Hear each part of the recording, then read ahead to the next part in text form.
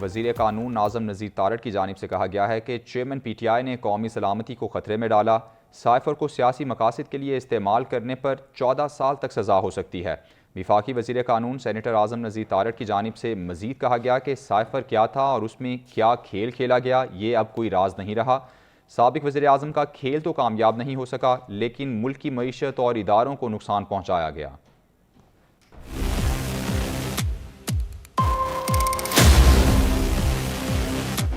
جو وہ ڈاکومنٹ تھا سائفر کا جو کہ وزیر اعظم اس وقت کے اپنی تحویل میں لیا اور اس کو ایک جلسے میں انفارچونیٹلی استعمال کیا. پہلی بات تو یہ ہے کہ وہ ڈاکومنٹ جو ہے وہ پبلک نہیں کیا جا سکتا, کسی سے شیئر نہیں ہو سکتا. یہ ایک ایسی انفارمیشن ہے جو کہ دو جو ممالک ہیں ان کے تعلقات کے بارے میں تھی.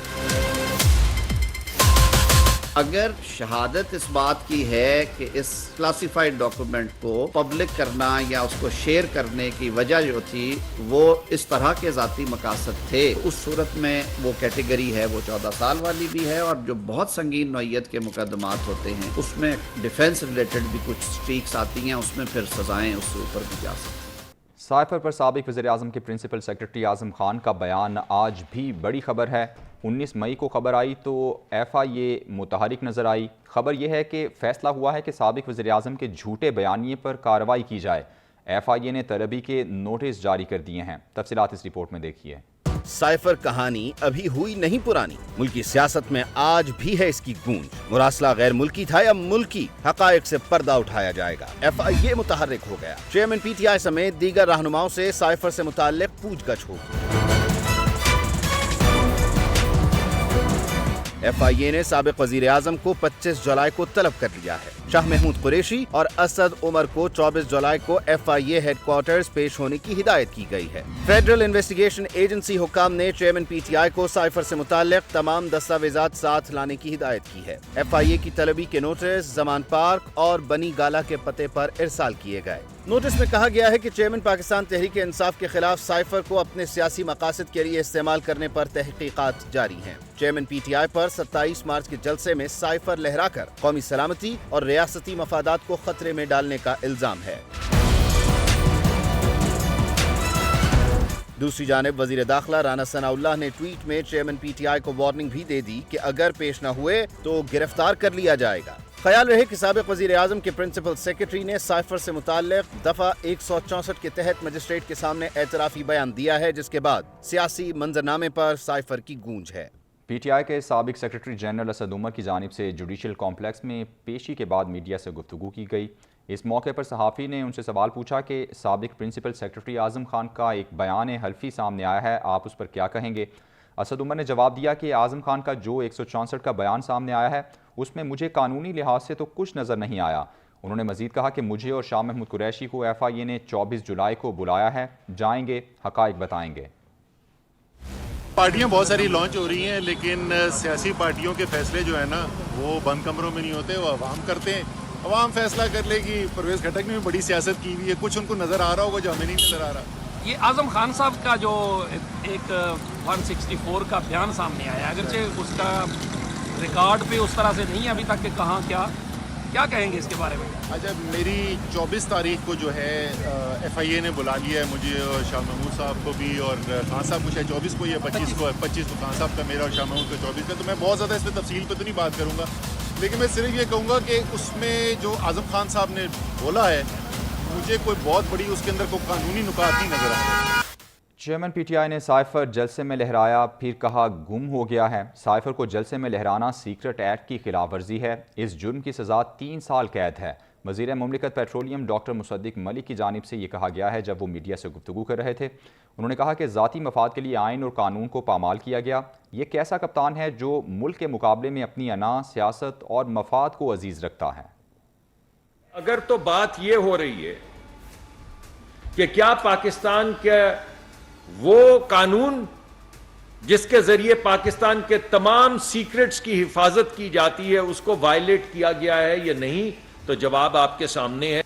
کلپس آپ کے سامنے ہیں, اخباری تراشے آپ کے سامنے ہیں, پورا ملک آپ کے سامنے ہے جس میں وہ کاغذ جو پاکستان کے آئین کے مطابق, اور یہ میں نہیں کوئی اس طرح کی بات کر رہا کہ کوئی غداری ہے, مگر وہ اس زمرے میں ضرور آتی.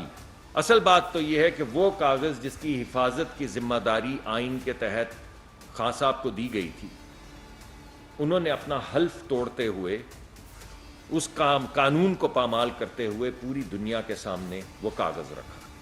سائفر کو لے کر اعظم خان کے بیان کے بعد مسلسل رد عمل سامنے آ رہے ہیں. استحکام پاکستان پارٹی کے صدر علیم خان کی جانب سے بھی رد عمل سامنے آیا ہے. انہوں نے کہا کہ ابھی مزید لوگ بھی سامنے آئیں گے اور وہ بولیں گے. قوم کو گمراہ کرنے والوں کا پردہ چاک ہوا اور سازشیں بے نقاب ہو گئیں. انہوں نے مزید کہا کہ گمراہ کن بیانیہ کسی کی سیاست کو تحفظ نہیں دے سکتا. پی ٹی آئی نے دوسرے ممالک سے تعلقات خراب کیے. استحکام پاکستان پارٹی کے صدر کی جانب سے کہا گیا کہ سیاسی مقاصد کے لیے سائفر ڈرامہ ایک شخص کا اسکرپٹ تھا. انہوں نے مزید کہا کہ اس اعتراف سے یہ ثابت ہو گیا ہے کہ استحکام پاکستان پارٹی کیوں وجود میں آئی ہے.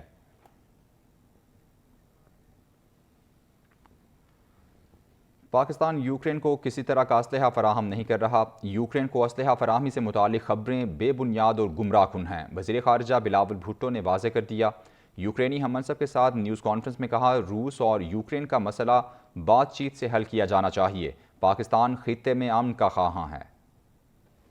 Meeting today, we agreed on the important dialogue engagement to further strengthen our bilateral ties, our deep concern at the prevailing situation, and offered our condolences on the loss of precious lives and immense human suffering. In a gesture of solidarity with the people of Ukraine, and despite our own economic challenges, we have sent humanitarian assistance. We believe that prolonged conflict brings immense hardship and sufferings to civilian populations. The Ukrainian war has also brought difficulties for developing countries and the global south in terms of fuel, food and fertilizer shortages.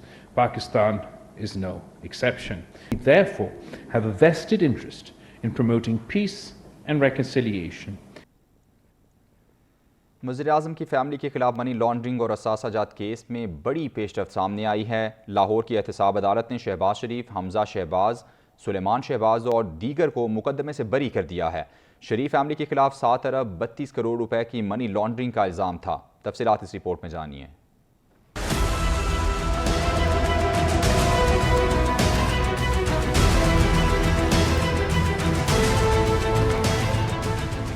احتساب عدالت کا بڑا فیصلہ. شہباز شریف اور حمزہ شہباز کو money laundering case میں clean chit مل گئی. احتساب عدالت کے جج قمر الزمان نے محفوظ فیصلہ سناتے ہوئے وزیر اعظم شہباز شریف اور حمزہ شہباز کو منی لانڈرنگ مقدمے میں بری کر دیا.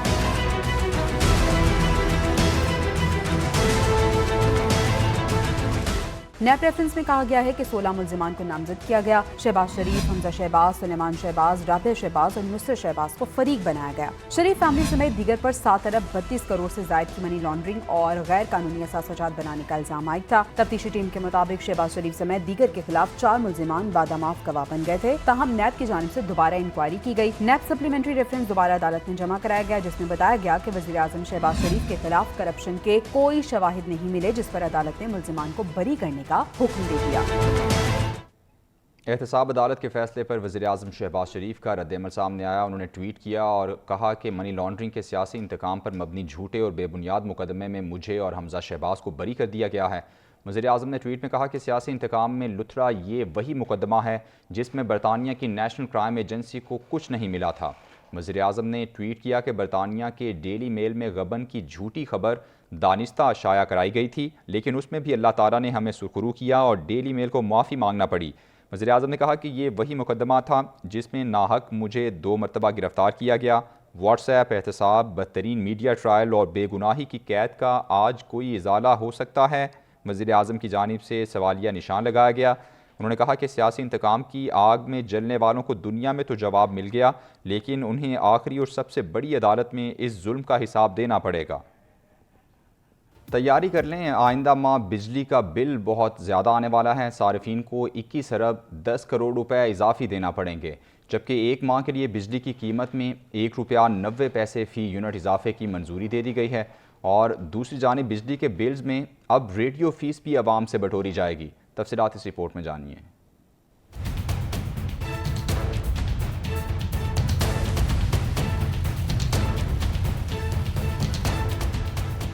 مہنگی بجلی مزید مہنگی ہوگی. ایک ماہ میں کئی گنا اضافی بل بھرنا پڑے گا. हुकूमत ने आवाम पर मजीद बोझ डालने का फैसला कर लिया है। एक माह के लिए बिजली की कीमत में ₹1.90 फी यूनिट इजाफे की मंजूरी दे दी गई है। अब बिजली का जायद बिल ही नहीं आएगा, साथ पीटीवी के बाद रेडियो की फीस भी देना पड़ेगी। हुकूमत ने बिजली के बिलों की मद में 21 अरब 10 करोड़ रुपए इजाफी बटोरने का प्लान बनाया है। नेपरा ने मई के महीने के लिए बिजली की कीमत में ₹1.90 फी यूनिट इजाफे की मंजूरी दे दी है। दूसरी जानिब पीटीवी के बाद रेडियो की फीस भी बिजली के सार्फिन से वसूल करने का फैसला कर लिया गया। वजारत खजाना हुकाम का कहना है कि ₹35 पीटीवी और ₹15 रेडियो फीस आयद होगी। वजारत इत्तलात ने इस हवाले से समरी तैयार कर ली है। क्या IMF प्लान भी काम नहीं आया क्योंकि डॉलर काबू में नहीं आ रहा? अमरीकी करेंसी दोबारा बुलंदियों की जानिब गामजन है। गुज़श्ता एक हफ्ते में डॉलर फिर 4 से 5 रुपए महंगा हो चुका है। मुल्क की मईशत में उतार चढ़ाव से मुताल्लिक देखते हैं ये रिपोर्ट।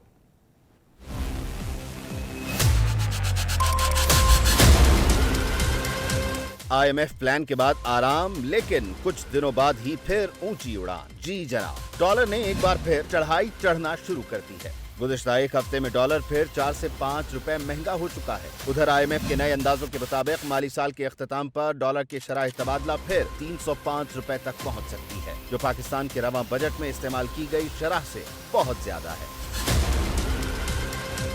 खबर है कि IMF का ताज़ा अंदाजा स्टेट बैंक ऑफ पाकिस्तान की शरह के मुकाबले में कम है। स्टेट बैंक में डॉलर पर 308 रुपए की शरह से काम हो रहा है, जबकि वफाकी हुकूमत ने रवा बजट 290 रुपए डॉलर की शरह तबादला पर बनाया है। अगर माली साल के दौरान डॉलर 300 रुपए से तजावुज कर जाता है तो इसका असर दिफाई बजट, गैर मुल्की कर्जों की लागत पर भी पड़ेगा।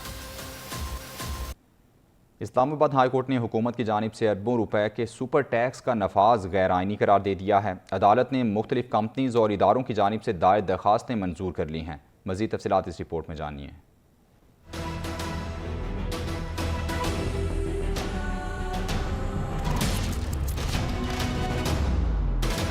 इस्लामाबाद हाई कोर्ट ने हुकूमत की जानिब से अरबों रुपए के सुपर टैक्स का नफाज गैर आइनी करार दे दिया। हाई कोर्ट के जस्टिस सरदार एजाज इसहाक खान ने शहरियों की जानिब से सुपर टैक्स के नफाज के खिलाफ दायर दरख्वास्त पर महफूज शुदा फैसला सुनाया। इस्लामाबाद हाई कोर्ट ने इनकम टैक्स ऑर्डिनेंस की शेख 4C को भी गैर आइनी करार दिया। अदालत ने सेक्शन 4C के हवाले से अपने तफसीली फैसले में वजाहत भी कर दी। अदालत ने सुपर टैक्स की डिमांड और रिकवरी के तमाम नोटिस भी कलअदम करार दे दिए। सुपर टैक्स के खिलाफ दायर मुख्तलिफ दरख्वास्त गुजारों की जानिब से सलमान अकरम राजा, एडवोकेट अदनान हैदर और दीगर ने पैरवी की। वफाकी दारुल हुकूमत ने मुहर्रमुल हराम में मुल्क भर में फ़ौज तैनात करने का फैसला किया है। वजारत दाखिला ने चारों सूबों गिलगित बल्तिस्तान और आज़ाद कश्मीर हुकूमतों को मुरासला भेज दिया है। सिंध में 10 मुहर्रम तक दफ़ा 144 नाफिज कर दी गई। 9 और 10 मुहर्रमुल हराम को सूबे में डबल सवारी पर पाबंदी होगी। असलहा लेकर चलना भी ममनू करार दे दिया गया। उधर वफाकी हुकूमत का 9 और 10 मुहर्रम को तातीलात का ऐलान, 28 और 29 जुलाई को मुल्क भर में तातील होगी। नोटिफिकेशन जारी कर दिया गया है।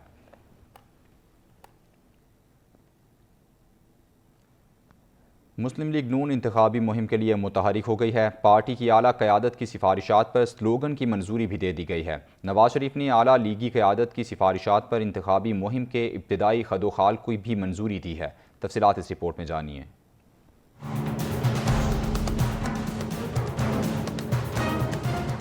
पाकिस्तान मुस्लिम लीग नून की इंतखाबी मुहिम के लिए स्लोगन सामने आ गया। पार्टी की आला क़यादत की सिफारिशात पर स्लोगन की मंजूरी भी दे दी गई, जबकि नवाज शरीफ ने आला लीगी क़यादत की सिफारिशात पर इंतखाबी मुहिम के इब्तिदाई खदोखाल की भी मंजूरी दी। मुस्लिम लीग नून की इंतखाबी मुहिम वज़ीर आज़म नवाज शरीफ के स्लोगन के साथ चलाई जाएगी।